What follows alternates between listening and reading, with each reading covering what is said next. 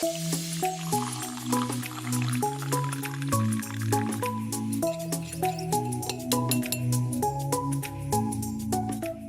dia, boa tarde, boa noite para quem está escutando a gente. Para o pastor, boa noite. Pastor sem café, porque senão não dá para dormir depois, tá? Eu tô só na água mesmo. E hoje a gente vai conversar sobre a nossa mensagem, que foi Igreja pra quê? Né? Quer falar alguma coisa, pastor, antes da gente começar aí as perguntas? Legal. Boa noite, Keila. E aí, para quem está ouvindo agora, boa noite, ou bom dia, ou boa tarde, enfim, boa madrugada, boa viagem. Fiquei sabendo que tem gente que está ouvindo a gente viajando, e é bom mesmo, né? Boa malhação, tem gente que ouve correndo, que ouve malhando, enfim. Legal. Essa é uma pergunta que apesar de ser uma simples pergunta, ela é complexa no sentido de se abrir vários paradigmas, né, que podem responder essa questão. Eu mencionei, inclusive, na reflexão, na mensagem, algumas possibilidades, né, e tanto com relação a quem faz parte de igreja ou de uma igreja, quanto também de pessoas que não fazem parte de igreja. Se você perguntar para alguém para que serve uma igreja, a gente vai obter uma infinidade de respostas. Mas eu olhando para as Escrituras, né, olhando para a Bíblia, que é a nossa cosmovisão, a nossa plataforma de fé, olhando para o que as Escrituras falam acerca disso, principalmente a partir do derramamento do Espírito, ali em Atos, a gente está fazendo essa série toda em Atos, eu percebo que essa é uma questão simples de ser respondida, partindo dessa perspectiva de que a Igreja de Jesus ela serve num momento histórico, numa dimensão de história do Evangelho, a história das Escrituras, ela serve para ser a manifestação visível, a expressão visível do reino de Deus. A gente precisa lembrar que Jesus, assim que ele passa pelo processo da cruz e da ressurreição, ele se encontra com os seus seguidores, os seus discípulos, por algum tempo. E é interessante porque as narrativas que mostram esse momento de Jesus com os discípulos, logo após a ressurreição, é dele falando acerca do reino de Deus. E em Atos, mais especificamente, em Atos 1, a gente vai ver Jesus dizendo que os discípulos deveriam aguardar o derramamento do Espírito, o cumprimento da profecia do Espírito Santo, o derramamento do Espírito sobre eles, e a partir disso, eles viveriam. A partir disso, alguma coisa aconteceria. E aí a gente vai ver que logo que o Espírito Santo é derramado, o que acontece é o nascimento de uma grande igreja. Eu diria, é a plantação de uma grande igreja que acontece de um segundo para o outro, né? Sim. Então, a gente vai ver a partir disso a igreja que nasce sendo a expressão visível de Jesus que não está mais visivelmente como o Deus encarnado. Ele volta para o Pai e o Espírito é derramado e agora a igreja vai manifestar aquilo que Jesus manifestava, ou seja, a igreja vai manifestar o reino de Deus. A primeira coisa que Jesus fala quando ele inicia o seu ministério, propriamente dito, é: o reino de Deus chegou. E aí a vida dele vai demonstrar isso. Então, quando a igreja nasce, se a gente for seguir essa mesma lógica, o que a igreja deve dizer ou continuar expressando é: o reino de Deus chegou. Então, para mim, a igreja serve para isso, para expressar que o reino de Deus chegou, que ele é real, enfim. E aí isso se desdobra dentro de alguns princípios, né? O compromisso que eu coloquei ali na mensagem de domingo. É por aí. Bom, gente, isso aí foi um resumo, tá, da mensagem. Se você não escutou a mensagem, daqui a pouco você volta um podcast ou vai lá no YouTube que tem a mensagem completa. Exato. Mas aí, durante a mensagem, o pastor fez referência a uma pesquisa que mostrava como mudou a ideia das pessoas do que elas querem fazer quando tudo isso passar, né? E aí a pesquisa mostra que as pessoas querem hoje muito agradecer a Deus quando tudo passar, né? E aí a gente fez essa pergunta lá também no nosso Instagram e a gente recebeu algumas coisas, né? O que eu percebi, assim? percebi que todo mundo quer muito agradecer a Deus, claro, tá nisso, né? Tipo, tá, né? Tá na gente. Mas muita gente tá querendo mesmo uma aglomeração, né, pastor? Tem o pessoal que quer o churrasco, tem o pessoal que quer o café, tem o pessoal, tipo, eu mesma, quero abraçar as pessoas, esmagar as pessoas, com falta que eu sinto de gente. Mas aí eu acho que permeia muito para isso que a gente está falando, né? Também, assim, desse ser igreja, né? Que é esse estar junto também, que tem a ver com isso. E aí eu já coloco uma outra pergunta falando sobre essa questão de ser igreja, porque ser igreja não é um ato social, apesar da gente gostar de estar junto, mas não é isso em si, né? E não é um ato religioso também, porque muita gente vê a igreja só como uma atividade religiosa, né? Sim. E uma pergunta que ficou, pastor, que aí eu já deixo tudo junto aí para você conversar, é como perceber manipulação apelativa por parte da liderança? Você também chegou a falar mais ou menos sobre isso no domingo, eu acho que ficou a curiosidade aí. Primeiro, deixa eu agradecer publicamente quem me enviou a pesquisa, né? Porque eu falei na mensagem que eu recebi uma pesquisa e foi a Keila. Keila, obrigado por ter me enviado a pesquisa. Realmente, ela veio numa hora maravilhosa. Né? Foi tudo certo ali. Exatamente. Então, gente, mandem pesquisas. Tudo podem me mandar. Quem me ouve já percebeu que eu amo uma pesquisa, né? Porque, na verdade, mostra... comprovação também, né? Isso, e mostra o que está acontecendo, enfim. Mas eu acredito que essa questão relacionada vou usar até a expressão saudade mesmo que as pessoas têm, né, da aglomeração, e nós brasileiros ainda mais, né? Isso faz parte, eu diria, até do ser humano enquanto questões essenciais, né? Então, apesar da gente estar, né, nesse ambiente online, e é bom que fiquemos nesse ambiente até que, né, de fato, a gente tenha aí maiores resoluções com relação à pandemia. O fato é que ele não substitui o presencial, a gente sente falta do abraço mesmo, e que bom que nós sentimos falta, e eu tenho convicção de que quando isso passar a gente vai poder desfrutar de bons momentos. Mas a pesquisa, né, citando, ela mostra essa realidade bem fenomenal, eu diria, de que as pessoas, com o passar do tempo, apesar de toda a saudade, elas têm respondido que a primeira coisa que elas vão fazer é ir a uma igreja, né? Procurar uma igreja, né? E por que foi muito bom ter recebido essa pesquisa no momento dessa reflexão sobre igreja para quê? Porque me preocupa nós como igreja, recebermos as pessoas que estão dizendo que vão correr para uma igreja, sem a gente ter vou chamar aqui de alinhamento ou realinhamento acerca do propósito da igreja. Eu cheguei a afirmar na mensagem que se nós não tivermos cuidado e, de fato, uma reflexão profunda e bíblica sobre o propósito da igreja, fatalmente essas pessoas que vão correr para a igreja, em pouco tempo vão correr da igreja. Então, isso é muito triste. Então, por isso, essa urgência de nós refletirmos acerca do igreja para quê, do propósito da igreja. E aí eu trago essa questão que foi levantada lá no Instagram, né? Como perceber essa questão de manipulação, né, de líderes religiosos e tudo mais. Essa questão provavelmente veio também porque eu citei, logo no início da mensagem, algumas possibilidades de resposta acerca para que serve a igreja. E eu disse, eu reafirmo, porque eu vejo isso, né, acontecendo no senso comum, principalmente daqueles que ou não fazem parte porque nunca fizeram mesmo de uma igreja, ou porque já, de alguma forma, se frustraram, enfim. E aí saíram da igreja. Isso, eu percebo muitas pessoas olhando para a igreja e respondendo que a igreja serve para ser um ambiente de manipulação, né? Então, por exemplo, aqui vai uma crítica.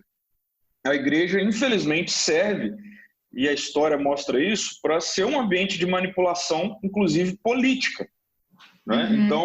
Então, assim, igrejas se unem para eleger um candidato, né? Seja um vereador, um prefeito, um deputado, senador, por que não dizer presidente? Enfim, igrejas,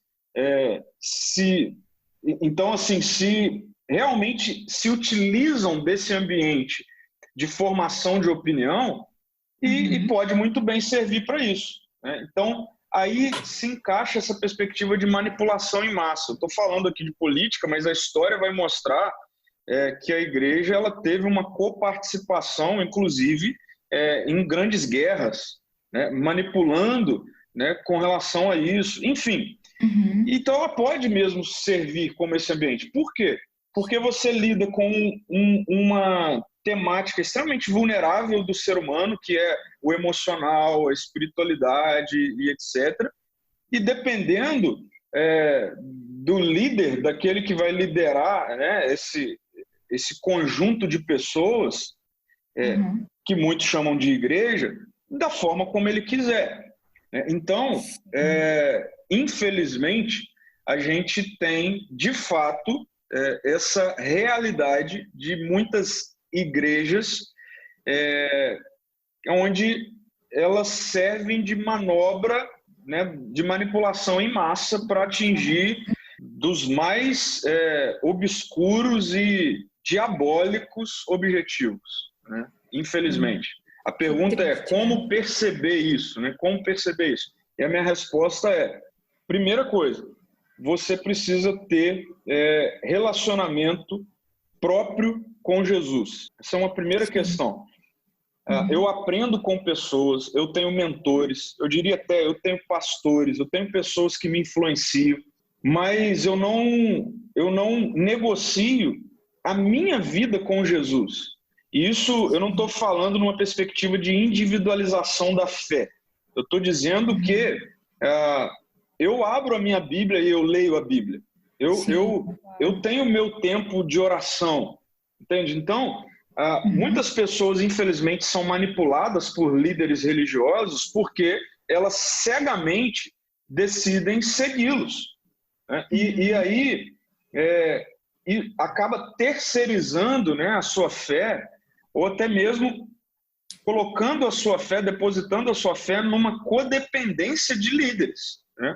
Então, primeiro, eu quero dizer que a liderança é algo bíblico, instituído por Deus, mas eu não posso dizer que todos os líderes são líderes a partir, né, de uma vida onde Jesus é Senhor sobre eles. Então, como a gente percebe isso? Primeira coisa, eu preciso ter relacionamento com Deus, né? Eu preciso me relacionar com Deus. Eu gosto de dizer que sempre, inclusive nessa mensagem eu falei, eu quero que as pessoas, por exemplo, da nossa comunidade de fé, me ouçam com a Bíblia aberta. Eu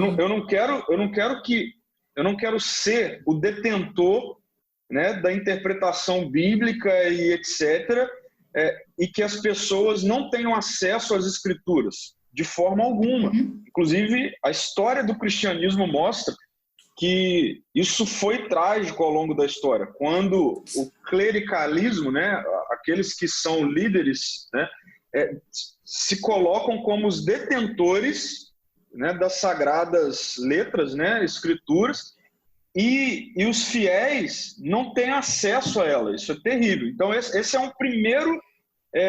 uma primeira perspectiva de manipulação. Líderes que querem ser os detentores da verdade, da interpretação e tudo mais, e não dão acesso aos liderados acerca das escrituras, das verdades e tudo mais. Então, primeira coisa... na Bíblia até tem, né, pastor, uma menção à igreja de Bereia, se não me engano, que era a igreja que verificava tudo que era dito, né? Então, eles sempre estavam... Eles não só escutavam e aceitavam tudo, eles iam na palavra para ver se fazia ou não fazia sentido, porque não é porque uma pessoa está pregando que ela é um ser humano também, né? Então, a gente tem que estar sempre vendo se está certo ou não. O apóstolo Paulo, ele vai... A carta aos Gálatas, por exemplo, ele descasca na turma, porque ele fala... Cara, vocês estão malucos, vocês estão seguindo líderes que vocês não sabem, e ele vai na verdade, confrontar isso aí. Vocês perderam a noção, vocês estão sendo guiados por pessoas que vocês se esqueceram do evangelho. Então, esse é um ponto importante, né, Keila? Porque, infelizmente, muitos líderes se utilizam de toda essa ferramenta emocional, espiritual e tudo mais, e aí manipulam mesmo, né? Então, essa é uma primeira questão. As pessoas, todos nós precisamos, enquanto seguidores de Jesus, estabelecer o nosso relacionamento com Jesus.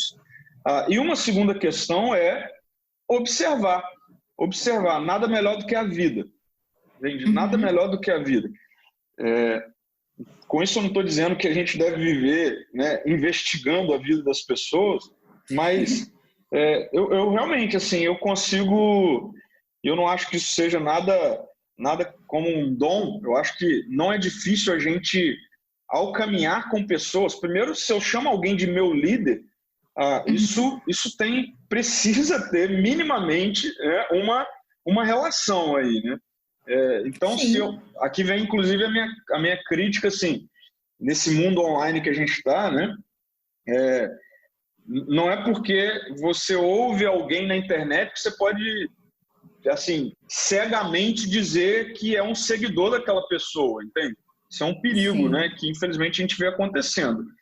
Por quê? Eu acredito que nós precisamos, sim, estabelecer um relacionamento, né, onde nesse relacionamento a vida ela vai falar por si só, né? Eu costumo dizer que, por exemplo, na criação de filhos, né? Então eu sou líder da minha filha, né? Uma perspectiva de liderança. Eu vejo, assim, diariamente, e com o passar do tempo cada vez mais, né? A lista crescendo, cada vez mais eu vejo o quanto ela é guiada e liderada muito mais pela minha vida do que por aquilo que eu falo simplesmente. Entende? Pelo exemplo, né? Na verdade. Pelo exemplo, exato. Pela influência. Eu gosto dessa realidade de influência. Né? Então, obviamente que existe influência negativa, né? E também positiva. Mas eu penso que eu definiria essa questão nessas duas, para ser, né, objetivo, nessas duas, sei lá, dois princípios aí. Você precisa ter o seu relacionamento com Deus, com Jesus, leitura bíblica, estudo e etc. E segundo, você precisa minimamente conhecer quem você está chamando de líder, né? Acho que é por aí. Uma vez que a gente entende, né, que, como você deixou bem claro na palavra, que somos a igreja, né, somos o reflexo de Deus, né? Então, assim, a gente precisa conhecer Jesus para entender qual vai ser esse reflexo. Exatamente. Né? Então, assim, a partir do momento que você conhece, você sabe o que é preciso ser refletido, e você está num lugar que não está refletindo isso, sai, pode procurar outro lugar, porque não faz sentido, né? A partir do momento que não reflete aquilo que é para ser feito. Exatamente. Então, é nesse caminho. Outra pergunta, pastor, e aí eu queria que a gente falasse de forma bem prática, né? Como que a gente pode ser igreja e refletir Deus estando no isolamento? Porque às vezes a gente fala muito e aí as pessoas ficam assim, tá, mas né, Jesus, isso aqui é meio que inalcançável, né, e tal. No dia a dia, assim, talvez tem gente que não tá indo trabalhar, que ainda tá em casa e tudo. Como que a gente reflete o reino nisso, no nosso dia a dia? Legal, e é uma ótima pergunta, porque por algum tempo eu acredito que nós limitamos esse refletir Deus a partir de um estereótipo religioso.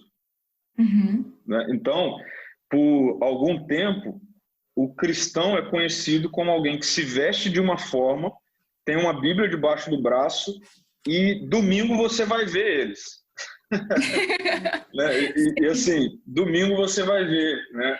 É interessante porque domingo à noite você vai num restaurante e a impressão que eu tenho às vezes é assim, só tem crente aqui nesse lugar. Assim, você vai 7 horas da noite, tá vazio. Você vai 8, começa a ter gente, 9 horas tá lotado, que é o horário que todos os cultos já acabaram. Exatamente. Então, é muito boa essa questão, porque aí a gente tá com um problema, né? Porque já são 4 meses, então, que se refletir Jesus tem a ver com o estereótipo religioso, então tem 4 meses que a sociedade não que está ninguém vendo reflete. Jesus. É verdade. Então, isso é um problemão. Mas é um problemão mesmo, assim, é triste. É uma triste realidade, porque, infelizmente, é uma realidade. Infelizmente, a igreja, de forma geral, né, cristãos, de forma geral, ao longo da história, tem limitado o refletir Jesus a partir de um estereótipo religioso. Então, a primeira afirmação é que, não, refletir Jesus não é isso. Refletir Jesus não é isso. É qualquer coisa menos isso. Sim. A partir daí, a gente precisa entender o que significa refletir Jesus, né? Então, e aí eu mencionei também na mensagem que a igreja que nasce ali em Atos, a partir de Atos 2, eu cheguei a afirmar que é muito fácil ver que aquela igreja reflete Jesus, né? E como que aquela igreja reflete Jesus? Ela reflete Jesus vivendo de uma maneira extremamente contracultural. A sua forma de viver, né? E aí quando eu falo a forma da igreja viver, eu estou falando a forma das pessoas viverem. Elas chocam a realidade da cultura, mas chocam não porque é esquisita, né? É estranho, é chato, não. Chocam porque traz e estabelece um paradigma de vida que até então é desconhecido, né? Eu diria, talvez até para a cidade, né, naquele contexto, era utópico. Por exemplo, a gente vai perceber que aquela igreja ela tem um compromisso, né? Ela vive a partir do compromisso, né? Ela não vive a partir da supervalorização da intimidade, ela vive a partir do compromisso. E aí eu coloquei que ela vive a partir do compromisso dentro de algumas dinâmicas muito visíveis ali. Primeiro, o compromisso com o ensino, né? E aí, quando eu coloco o compromisso com o ensino, eu estou me referindo a um coração ensinável, né?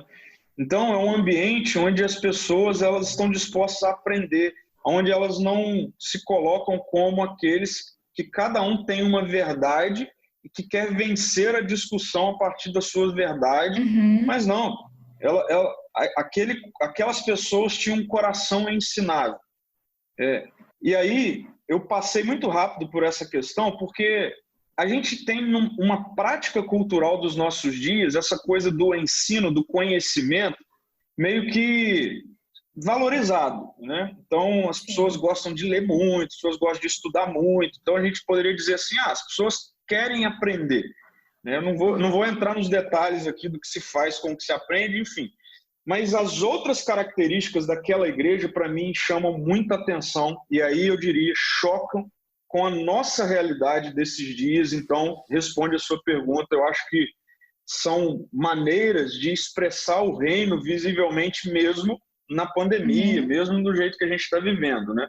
E a primeira coisa tem a ver com a partilha de vida, né? Tem a ver com partilhar a vida. A gente vive numa cultura do individualismo, a gente vive numa cultura do egocentrismo, a gente vive numa cultura da autossuficiência, do egoísmo, e aí, de repente, você começa a ver uma nova cultura surgindo onde as pessoas partilham a vida, onde as pessoas não têm vergonha de se mostrarem vulneráveis. Exato. Então, assim, eu diria que, por exemplo, desde as nossas redes sociais, da forma como a gente se coloca nas redes sociais, nesse ambiente online, a gente pode já começar a apontar para uma nova cultura, né? Onde nós não supervalorizamos a estética em detrimento do interior. A gente, enfim, a gente não tem problema com o chorar, né? A gente não tem problema. Então, essa questão da partilha de vida, de me preocupar com o outro, né? De me preocupar em chorar com o outro, de sentir o que, né? Perceber o que o outro está sentindo, enfim. Uma segunda questão que choca a nossa cultura é a partilha do pão. Aquela comunidade partilhava o pão. E aí vem uma questão bem estrutural mesmo, não tem como fugir disso. Então, mais uma vez, a gente está numa cultura individualista, né? Tem umas pessoas... De acúmulo, né? De acúmulo. igual, tem muita gente dizendo assim, o mundo, será que o mundo vai voltar melhor depois da pandemia? Não, eu sinceramente acredito que não. As pessoas... Eu achei que ia, pastor, eu achei que ia, mas eu já tenho certeza que não, porque hoje a gente já vê que não tem, exato. Que as pessoas já estão preocupadas de novo, cada um com o seu, e como nesse momento de isolamento, ainda assim, ser de certa forma melhor e, né, conseguir chegar em lugares diferentes do que o outro e tudo mais. Você quer ver uma questão bem prática aí que aconteceu ontem, né? Saiu notícia de que os Estados Unidos, né, eles compraram todos os lotes desse ano. vacinas desse ano. Então, assim, o mundo e mais da metade do ano que vem. Então, isso mostra que as pessoas... porque isso faz parte da queda, da essência do mal, né? Que a solução é o evangelho. Então, por isso que eu estou dizendo, a solução agora é a igreja, aqueles que são os do evangelho, né? Demonstrarem que é possível viver de forma diferente. E aí, se tratando de partilha de pão, é mostrar que eu não quero saber se só eu estou resguardado, se só eu estou alimentado, se só eu tenho segurança. Não, eu procuro saber o que o outro está precisando. E aí vem um ponto importante. Eu não estou falando de me preocupar com o que o outro precisa dentro de uma dimensão de que eu tenho sobrando. Porque esse é um ponto importante. Não. Eu me preocupo com o outro porque hoje eu estou alimentado. Então, assim, eu não sei amanhã, entendeu? Eu não sei amanhã, e não sei mesmo, mas eu não me preocupo com amanhã. Eu não deixo de partir o pão que eu tenho hoje com você porque a minha despensa não tem para amanhã, entendeu? Isso é ou não é contracultural? Então, uma coisa é eu pegar e fazer assim, eu vou dar aqui um tanto de dinheiro para essa instituição, e aí eu olho para minha conta e eu falo assim, tá seguro, eu posso dar.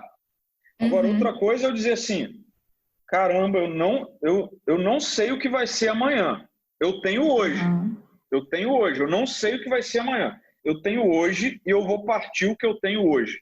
Isso é generosidade, isso é um princípio e uma característica que só existe no reino de Deus, entende? Só existe no reino de Deus. Então, assim... E é difícil, tá? E é difícil, não é uma coisa fácil. Não significa, né, pastor, que qualquer pessoa que se converte no outro dia já tá assim também não, né? Porque tem hora que você tem que lutar contra não é nem o natural, né? Mas é o cultural que a gente tem de querer. E aí, mais uma vez, vem a importância da igreja, porque essa construção de cultura, ela começa a ser modelada no ambiente comunitário. Então, né, por exemplo, você citou aí alguém que se rendeu ao evangelho agora e tudo mais. Óbvio que existe um processo.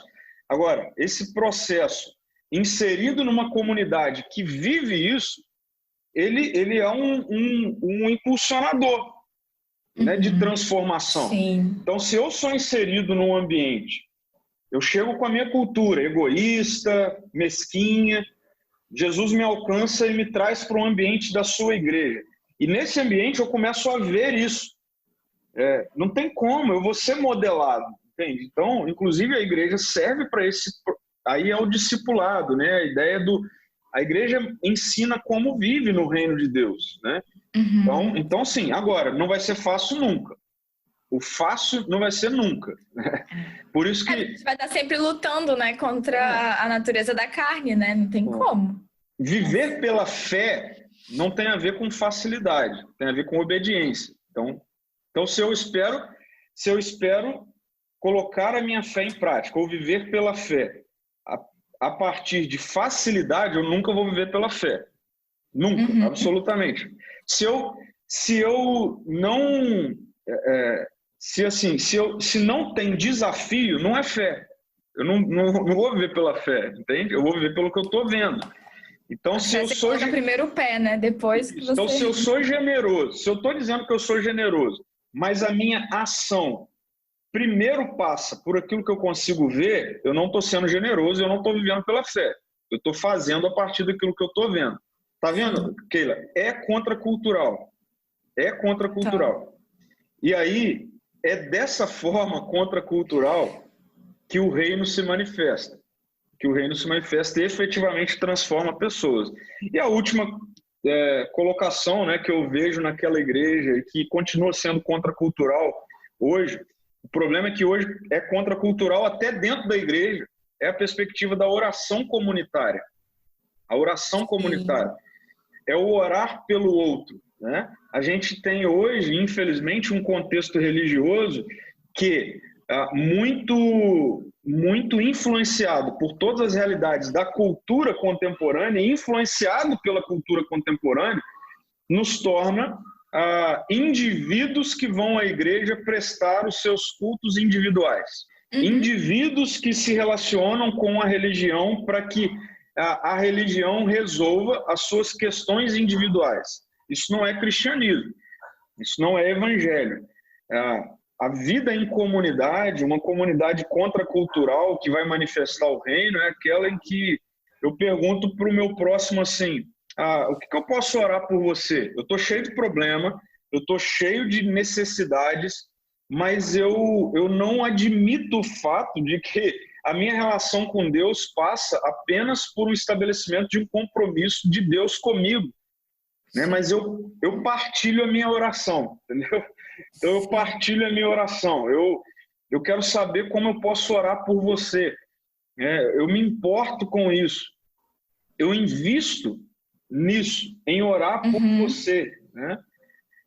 Então, assim, dessa forma a gente manifesta o reino de Deus, né? Independente se está isolado ou não, se está, né? É possível estar funcionando presencialmente e não manifestar o reino de Deus. Com certeza. Totalmente possível, né? Então, assim como é totalmente possível estar no mundo online e manifestar o reino de Deus a partir desses princípios, né?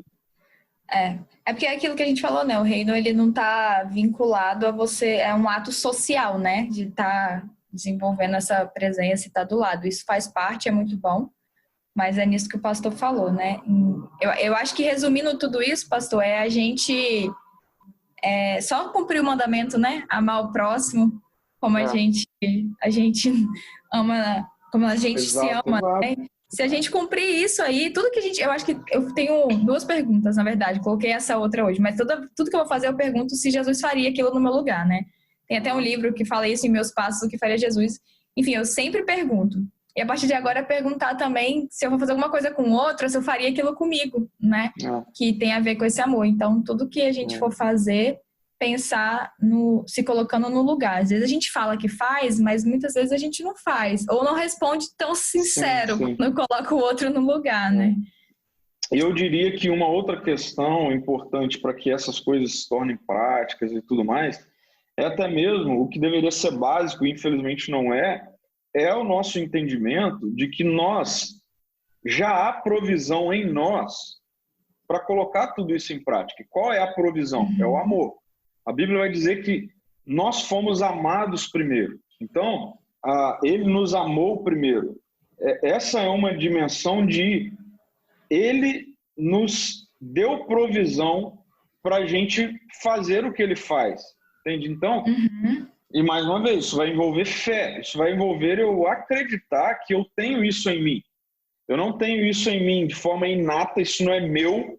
Naturalmente falando, eu sou inclinado para o mal, para o egoísmo, por pensar só em mim. Mas se eu sou, de fato, alcançado pelo Evangelho, rendido ao Evangelho, eu estou dizendo que eu me rendi ao amor de Jesus por mim. Então, a provisão, que é o amor de Jesus, está em mim. E está em mim para que eu estenda para o outro, né? E aí, eu acredito que existe total possibilidade da gente colocar em prática isso e viver, né, essas questões.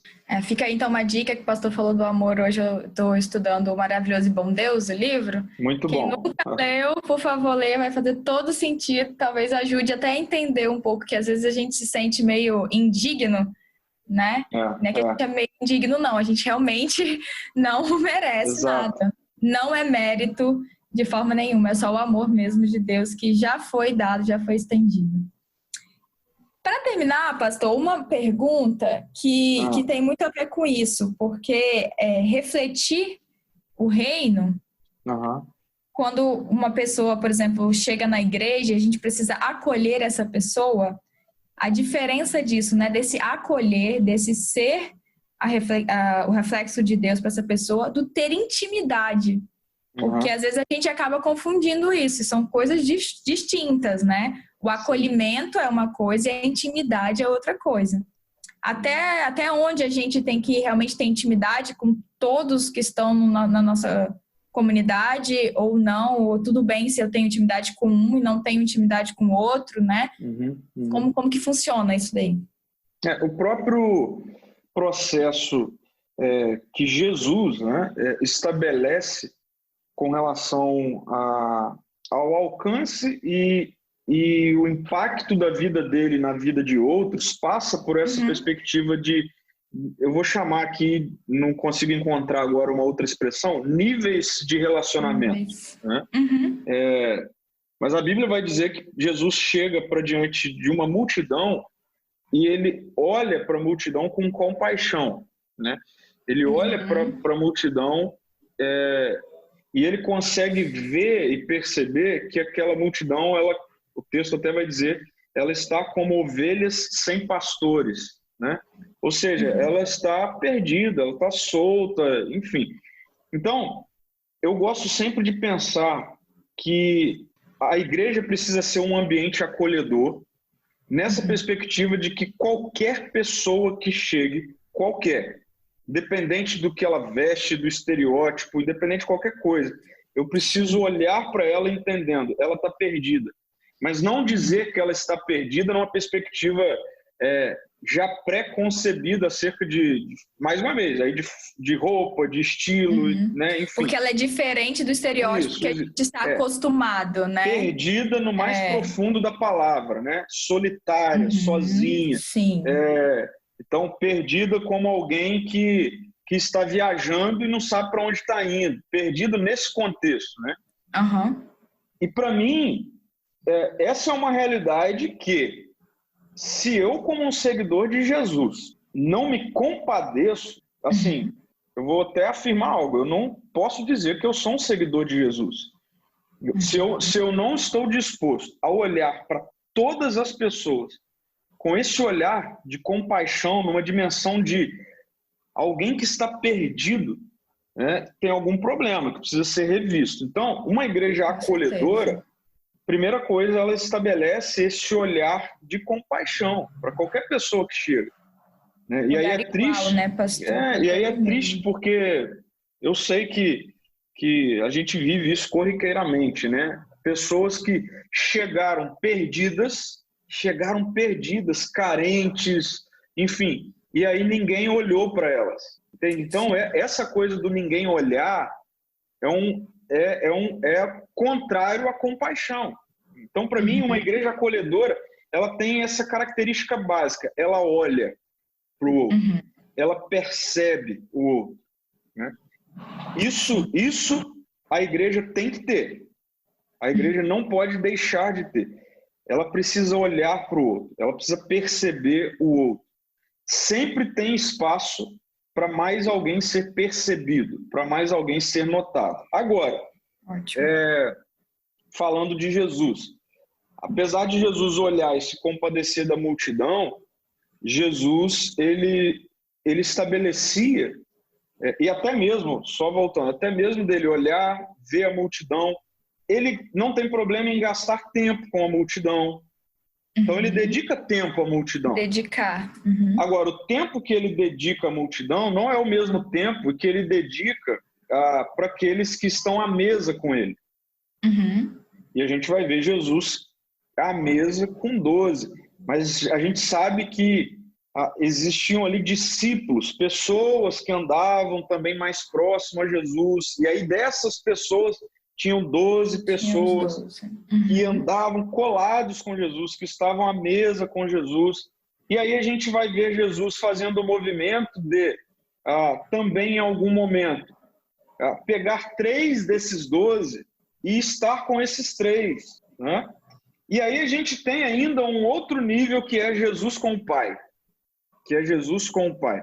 Então, o que isso me mostra? E como a gente transforma isso em algo muito prático. Tudo bem a gente ter níveis de relacionamento. Tá tudo certo a gente ter níveis de relacionamento. Eu diria mais. A gente precisa ser intencional em construir relacionamentos profundos. Sim. Então, o relacionamento profundo, ele não está na multidão, é impossível. O relacionamento profundo não está em um outro nível abaixo da multidão. O relacionamento começa a ser profundo quando você está à mesa com algumas pessoas. Mas ele vai ser ainda mais profundo quando a mesa é pequenininha. E aí tá tudo certo, isso é necessário na caminhada cristã. Sim. Na caminhada cristã. Saudável, né, pastor? Saudável. O que a gente não pode cair na besteira de fazer é fechar a porta e ocupar todas as cadeiras e olhar e dizer, não cabe mais ninguém na multidão, não cabe mais ninguém, já está cheio. E a gente não pode fazer isso. Então, para mim, é a gente saber discernir, né, e até mesmo separar essa questão de acolhimento e desenvolvimento de intimidade. Eu acolho com a maneira com a qual eu olho. Sim. Acolher não necessariamente tem a ver com intimidade. Acolher tem a ver com postura. Eu diria mais. Uma postura quando ainda não há intimidade. Uma postura de primeiro contato. Uma postura de primeiro momento. Uma postura mesmo bem prática, que até eu diria pragmático. Existe uma... Tem a ver com o reflexo do reino, né? O seu reflexo disso daí, que é o que Jesus faria, é ter esse compromisso com o que, né, a gente acredita, com a forma de agir, que a gente também tem falado. E isso me libertou, porque imagine, né, eu como pastor, por exemplo, isso foi libertador para mim, porque em algum momento da minha vocação, eu caí na besteira de achar que eu tinha que dar intimidade para todo mundo, e que eu tinha que construir intimidade com todo mundo. Consequência, não se constrói intimidade com ninguém. Com ninguém, E é interessante, porque a própria Bíblia, né, o provérbio vai dizer acerca da realidade de que há amigos mais chegados que irmãos. Olha o nível disso, né?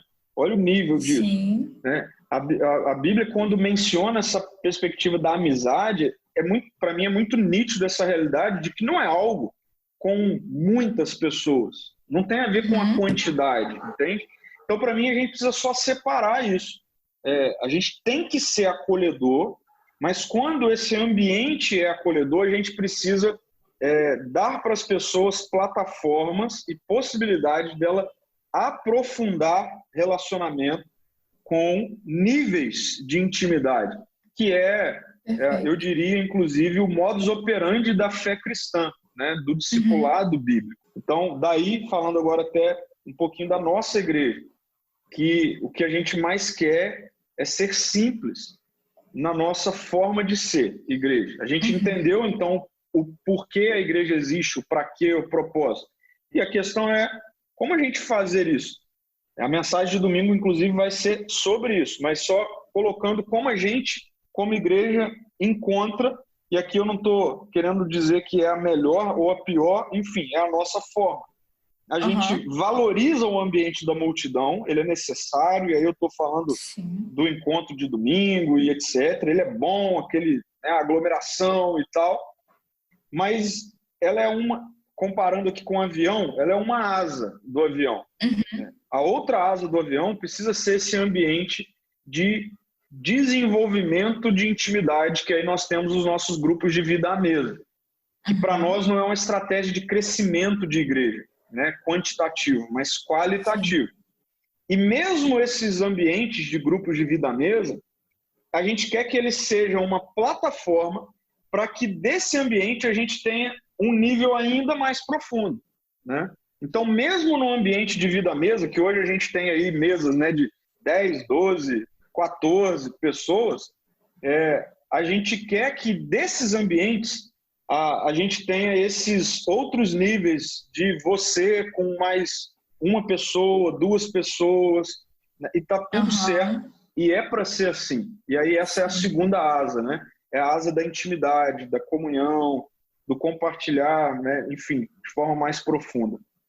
Acho que é por aí. Show! Terminamos então. Ó. Hoje foi leve, né, pastor? Hoje nem teve nada muito assim, que dá aquela... Meu Deus, e Sabe agora? por que foi leve? Nada polêmico, tem nada polêmico hoje. Sabe por que foi leve? Porque biblicamente, o propósito da igreja é simples. É simples, né? A gente que fez muita confusão e tornou isso muito complexo e confuso, né? Mas Sim. Olhando para a Bíblia, é simples responder a essa pergunta: igreja para quê? Né? Então, por isso que o nosso podcast foi simples. Foi simples, foi leve. Espero que tenha sido muito bom para todo mundo que escutou, porque foi muito bom fazer, foi muito bom conversar sobre isso. E já convido, né, pastor, todo mundo aí para a próxima reflexão, então, que você já deu até um spoiler aí no finalzinho falando sobre... A pergunta... É a reflexão sobre a igreja?